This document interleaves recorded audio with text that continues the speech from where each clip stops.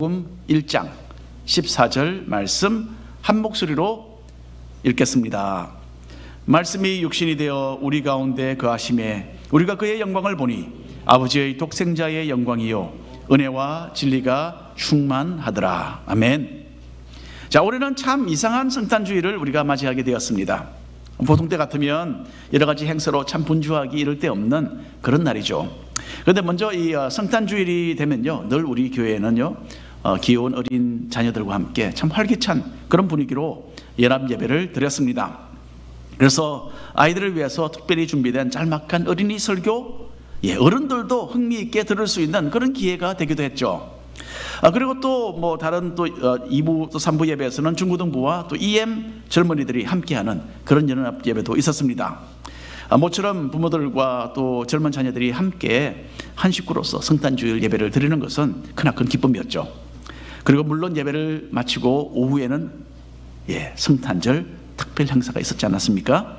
가장 어린 귀염둥이 영아부와 유치부 어린아이들로부터 시작해서 학생들, 청년들, 그리고 여러 목장들이 열심히 준비한 프로그램을 함께 하면서 성탄의 기쁨을 나누는 그런 시간들을 우리 모두가 가졌습니다. 자, 하지만은 이번에는 코로나 전염병으로 해서 이 모든 소중한 것들을 할 수 없게 되어서 참 허전하기 짝이 없는 그런 성탄주일이 되었습니다. 그래서 내년 2021년도 성탄주일에는 올해 하지 못했던 것 더블로 해서 확실하게 해야겠구나, 그런 결심을 가지게 됩니다. 비록 올해는 이렇게 크리스마스 프로그램들이 생략되었지만은 여전히 크리스마스는 캔슬되지 않았다라는 것 우리가 기억해야 합니다. 주님께서 죄악된 이 세상을 찾아오신 이 참 기쁘고 감사한 일에 대한 감격이 우리의 이 진정한 예배를 통해서 지금 현재 표현되고 있으니까 하나님께서 큰 영광을 받고 계시는 줄로 믿습니다. 최근에 우리 집 식구들은요, 좀 특이한 TV 프로그램을 함께 보았습니다. 가장 위험한 등교길, The Most Dangerous Way to School 이라는 프로그램인데요, 세계 여러 나라 어린이들이 학교를 다니기 위해서 얼마나 힘들고 얼마나 위험한 길을 가야 하는지를 보여주는 그런 프로그램이었어요. 특별히 우리 부부는 참 TV 스크린에 펼쳐지는 정말 그 까마득한 광경들을 정말 넋을 잃고 지켜보았습니다. 나중에 알고 보니까 이것은 유튜브도 이렇게 나오더군요. 그래서 여러분들 혹시 관심 있으시면 찾아보시기 바랍니다. 자, 이 프로그램에 나오는 아이들은요, 대부분 초등학교 학생들이에요. 어떤 아이는 5살 밖에 되지 않았습니다. 그런데도 모두 보통 하루에 최소한 왕복 4시간 걸려서, 그러니까 2시간 가고 거의 2시간 돌아오고 그런 거죠. 학교에 갔다 옵니다. 가정이 너무나 가난해서 부모들은 집에서 남아서 일을 해야 합니다. 아이들 데리고 2시간 갔다가 2시간 왔다가 또 2시간, 하루 8시간 어떻게 그렇게 보냅니까? 그렇죠? 가난하기 때문에 집에서 일을 해야 합니다. 그래서 아이들은 자기들끼리 이 모든 일을 알아서 처리를 하는 거예요. 아프리카 어린이들은 여러 시간을 걸어서 그 뜨거운 사막을 가로질러 학교에 가는 그런 모습이 담겨져 있었습니다. 어떤 아이들은 코끼리와 또 사자, 이런 정말 사나운 야생 동물들을 피해 다니면서 그 길을 가야만 하는 거죠. 러시아에는 자칫 잘못하면 얼어 죽을 수 있는 영하 자그마치 50도 그 꽁꽁 얼어붙은 날씨에 학교를 가는 아이들이 있더군요. 참 대단합니다. 또 네팔 높은 곳에, 또 남미의 높은 고지에 사는 어린이들은 까마득한 절벽에 깎아놓은 한 1, 2피트 정도 되는 그 넓이의 좁은 길을 아슬아슬하게 걸어서 지나갑니다. 떨어지면 어떻게 됩니까? 틀림없이 죽습니다. 까마득한 낭떠러지예요. 절벽입니다. 또 어떤 아이들은 몇십 년 전에 설치된 위험하고 녹이 쓴 그 쇠줄을 타고서 아슬아슬하게 계곡을 가로질러서 계곡 건너편에 있는 학교로 가는 거예요. 거기도 떨어지면 어떻게 됩니까? 죽죠. 참 엄청난, 아이들이 이런 엄청난 그 위험한 길을 가고 있구나라고 우리가 보게 되었습니다. 남미 정글에는요, 초등학교 여자아이 삼형제, 참 귀여운 여자아이들만 삼형제인데, 얘들이 흐르는 강물 위에 큼직한 배를 띄우고요, 2시간 동안 얘들이 노를 저어서 학교로 갑니다. 2시간. 그런데 학교가 끝나면 집으로 돌아가는 길은 더 위험합니다. 물결을 거슬러서 올라가야 합니다. 노를 저어서. 그 아이들이 무슨 힘이 있겠습니까? 초등학교 아이들인데. 근데 그렇게 합니다. 참 대단하죠. 그나마 그 배는 밑창에 구멍이 나서 물이 스며들어옵니다. 그러면 5살 난 제일 어린 여자아이, 걔가 이제 플라스틱 통으로 그것도 물을 퍼서 바깥으로 이렇게 버리는 일을 맡아서 합니다. 예, 그렇게 해서 학교를 왔다 갔다 하는 거예요, 여러분. 부모들은 모두 마음을 졸이면서 자녀들이 학교에서 무사히 들어오기를 기다립니다. 아이들도 이런 등굣길이 얼마나 위험한지 스스로 잘 알고 있어요. 간혹 이런 등굣길에서 친구들이 죽기도 한다는 것을 얘들이 모르는 게 아닙니다. 다 알고 있어요. 하지만 부모들은 여전히 아이들을 학교에 보냅니다. 아이들도 자진해서 기꺼이 그 위험한 길을 가는 거예요. 왜 그럴까요? 이유는 단 한 가지. 이게 그 프로그램에 계속 여러 번 반복됩니다. 더 나은 삶을 위해서 그렇게 합니다. 이 아이들도 이야기해요. 나는 이 다음에 커서 이곳을 떠나서 내가 비행기 조종사가 되겠다, 나는 엔지니어가 되겠다, 나는 의사가 되겠다, 선생님이 되겠다. 예, 그렇게 그런 꿈을 가지고 이 아이들이 그렇게 학교를 다닙니다. 더 나은 삶을 위해서. 2000년 전에 주님께서는 가장 위험한 길을 자진해서 오셨어요. 그 길의 끝에는 죽음이 기다리고 있다는 것을 주님은 너무나 잘 알고 계셨습니다. 그런데도 그 험난한 길을 자처해서 오신 것은 더 나은 삶을 위해서였죠. 예수님 자신의 삶이 아니라 우리의 삶을 위해서 그렇게 오셨습니다. 우리를 죄에서 구원하시고 자신의 그 밝은 빛 가운데로 인도하기 위해서 주님께서는 이 땅에 오신 것입니다. 오늘은 우리에게 참 무한하게 크나큰 기쁨과 영광이 되는 이 성탄절의 주인공이신 그 예수님의 존재와 예수님의 그 은혜에 대해서 한번 잠시 생각해 보기를 원합니다. 먼저 함께 우리가 읽어보겠습니다. 예수님은 하나님이시다. 다시 한번, 예수님은 하나님이시다. 아멘. 자, 요한복음은 성경책 중에 가장 나중에 쓰여진 책 중에 하나입니다. 이 책을 쓴 저자 요한, 사도 요한이죠. 예수님의 사랑받던 제자로 알려졌던 사람입니다. 예수님을 가장 가까이서 지켜본 요한은 예수님에 대하여 남달리 깊은 이해가 있었어요.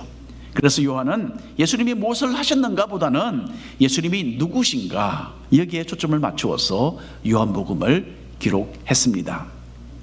요한은 책의 가장 첫 줄부터 예수님에 대한 엄청난 사실을 한 가지 선언하죠. 읽어보겠습니다. 요한복음 1장 1절 말씀 한 목소리로 읽겠습니다. 태초에 말씀이 계시니라. 이 말씀이 하나님과 함께 계셨으니 이 말씀은 곧 하나님이시니라. 아멘. 자, 여기서 말씀이라는 단어가 사용되어져. 이 단어가 성경 원어로 무엇인지 아마 여러분들 이미 들어보셨을 것입니다. 그리스말로 헬라어로 로고스라는 단어입니다. 한국말로는 논리라는 단어가 영어로는 라직이잖아요. 라직.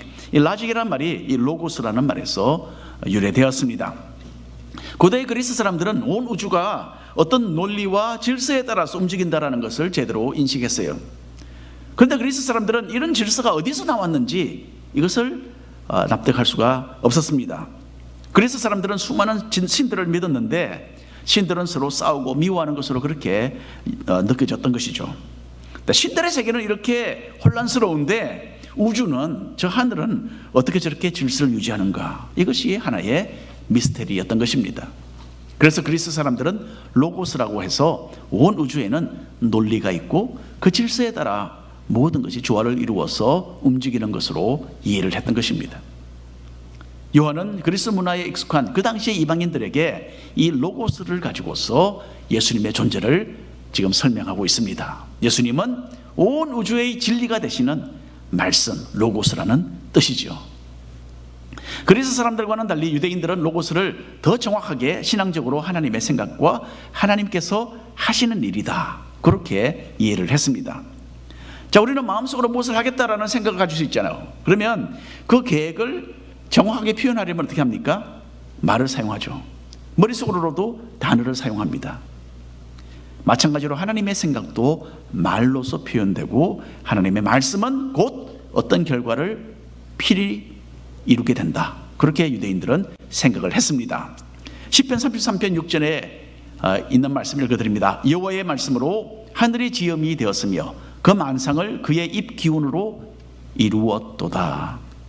유대인들은 창세기 1장에서도 선포되었던 것처럼 하나님께서 말씀으로 이 세상을 창조하셨다라고 믿었습니다. 그렇기 때문에 하나님과 하나님의 말씀은 따로 떼어 놓을 수 없는 불가분의 관계인 것으로 그들은 받아들였던 것입니다.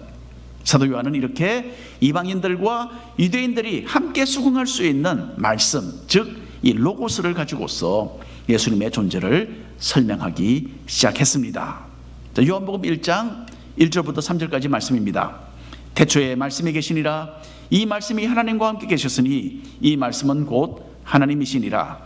그가 태초에 하나님과 함께 계셨고 만물이 그로 말미암아 지은 바 되었으니 지은 것이 하나도 그가 없이는 된 것이 없느니라. 창세기 1장 말씀과 똑같은 내용이죠.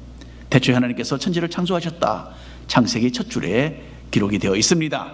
하나님께서는 말씀하셨고 그 말씀에 의해서 이 세상 모든 것이 생겨났던 것이죠. 그리고 요한은 이 말씀이 이 세상이 있기도 전부터 하나님과 함께 이미 계셨고 이 말씀은 곧 하나님 그분이시다, 그렇게 선언하고 있습니다. 자, 요한복음 1장을 계속 읽어 내려가면요, 태초부터 계셨던 이 말씀이라는 로고스라는 이분은 곧바로 예수님을 말한다라는 것이 아주 명확하게 나옵니다. 그러니까 이 세상이 생기기도 전에 예수님은 이미 계셨던 것이죠. 베들레헴에서 어린 아기로 탄생하기 전부터 예수님은 로고스로서, 말씀으로서 이미 계셨습니다. 그리고 예수님을 통해서 이 세상 모든 것이 생겨났어요. 그리고 요한이 선언하는 바와 같이 예수님은 바로 창조주이신 하나님 그분이십니다. 성경에 이런 구절들이 있기 때문에 우리는 할 수 없이, 어쩔 수 없습니다. 우리는 삼위일체를 믿을 수밖에 없어요. 하나님 아버지께서도 하나님이시고 성령께서도 하나님이시고 또 여기 있는 것처럼 예수님도 분명히 하나님이십니다. 성경이 그렇게 이야기합니다. 그런데도 또 성경은 분명히 하나님은 또 한 분이시다, 그렇게 명시하지 않습니까? 그러니 우리 생각으로는 완전히 이해는 되지 않지만은 우리는 성부, 성자, 성령 이 세 분이 모두 다르지만은 각기 따로 있지만은 또한 한 하나님이다, 그렇게 믿고 받아들이는 것입니다. 유대인들과 이슬람교 신자들과 여호와 증인들은 다 이 사실을 받아들이지 않습니다. 자기들의 생각으로는 이해가 되지 않기 때문이죠. 물론 우리도 잘 이해 안 됩니다. 그러나 우리는 성경 말씀을 그대로 받아들여야 하는 거죠. 자, 특별히 여호와의 증인들은 이 요한복음 1장 1절 말씀, 이 중요한 말씀을 자기들 마음대로 해석합니다.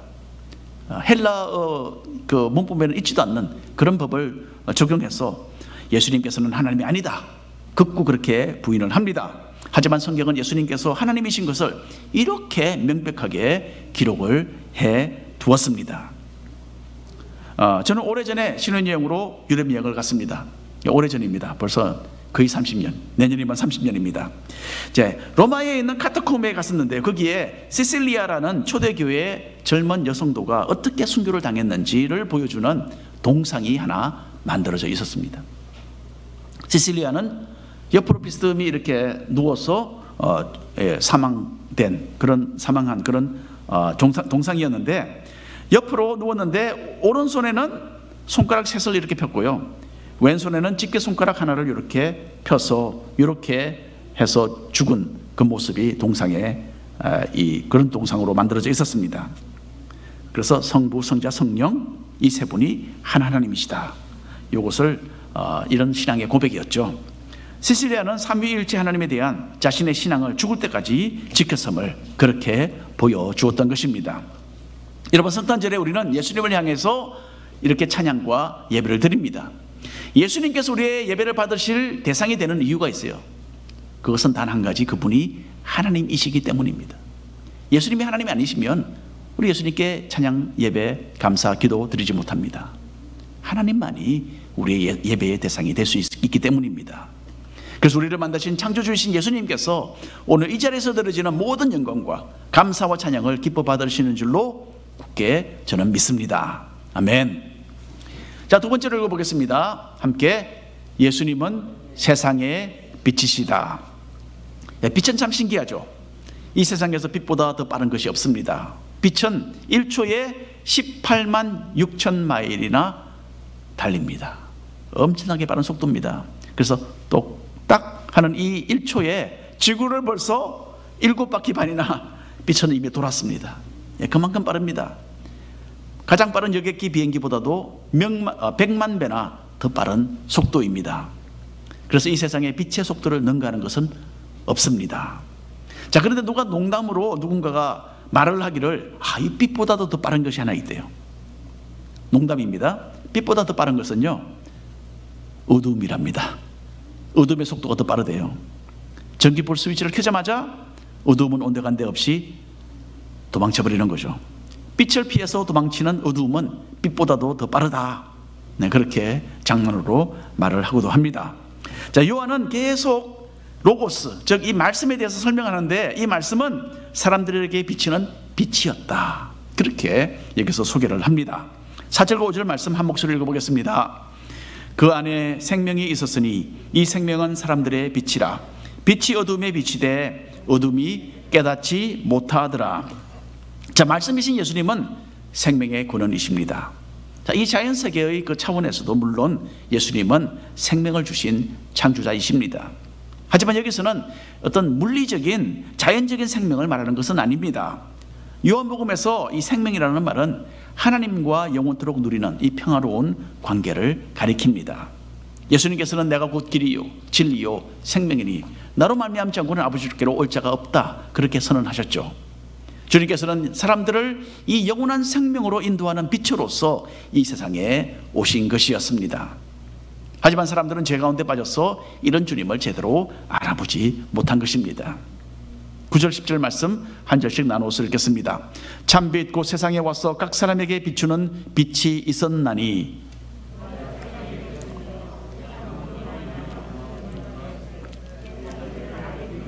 네, 감사합니다. 1980년대에 93세의 나이로 세상을 떠났던 영국의 귀부인 다이아나 쿠퍼 여사라는 분이 있었어요. 이 사람은 세계적으로 아름답기로 유명했다고 합니다. 그러니까 100년에 한 명 날까 말까 하는 그런 절세 미인이다, 그렇게 인정을 받았어요. 그러니까 얼마나 아름다웠겠습니까?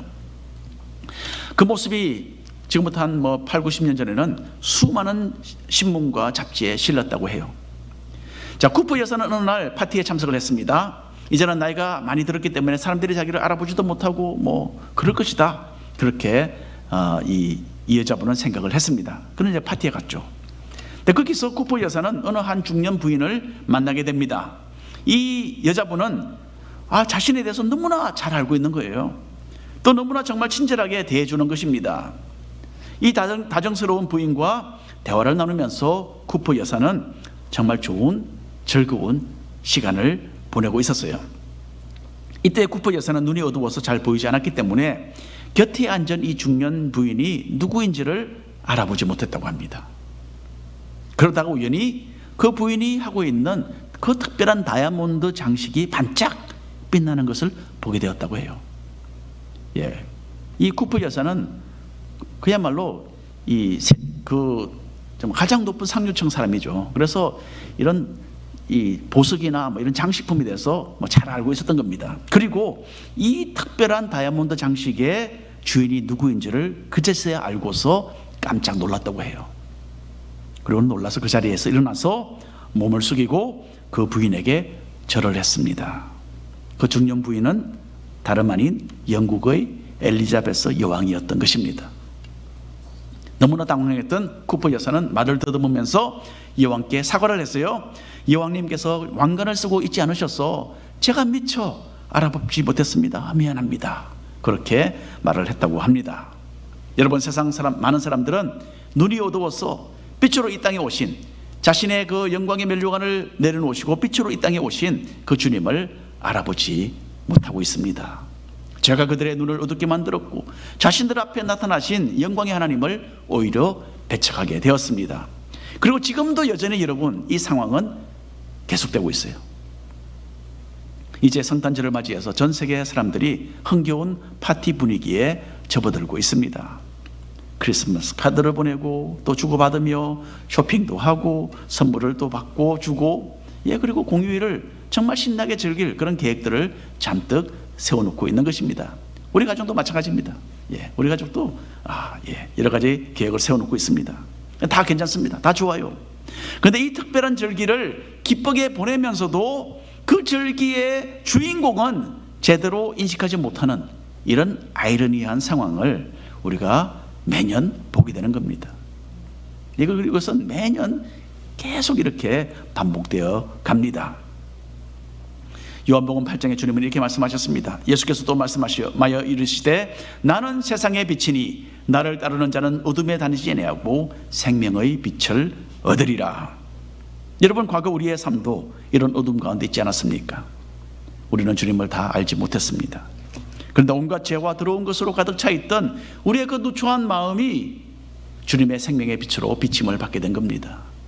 그래서 어둠은 우리에게서 물러가고 우리는 생명의 빛이신 주님을 아는 그 복을 누리게 된 것입니다. 그리고 이렇게 모두들 예수님의 빛에 이끌려서 오늘 이 자리에 나왔어 또 온라인으로 이렇게 함께 예배를 드리게 되었습니다. 빛으로 오셔서 우리의 삶을 밝히시는 그 주님을 알고 인정하며 기뻐 찬양드리는 이 복된 성탄절 되시기를 바랍니다. 세 번째로 함께 읽으실까요? 말씀이 육신이 되셨다. 자, 저희 부부가 인도에 처음 도착했을 때에 산골에서 딩카라는 그런 사람에게서 힌디 언어를 배웠습니다. 이 할아버지는 수십 년 동안 자기가 10대 청소년 때부터 했대요. 외국에서 온 기독교 선교사들에게 자기 나라 언어를 가르쳤다고 합니다. 우리가 사용했던 교과서도 부분적으로는 이 딩카 할아버지의 노력으로 만들어진 책이었어요. 힌디 문법을 정확하게 영어로 우리에게 설명을 했고요. 또 1대1로 가르치는 데 아주 노련했습니다. 오랫동안 선교사들을 너무나 많이 대해보았기 때문에 이 사람은 성경에 대한 지식도 상당했어요.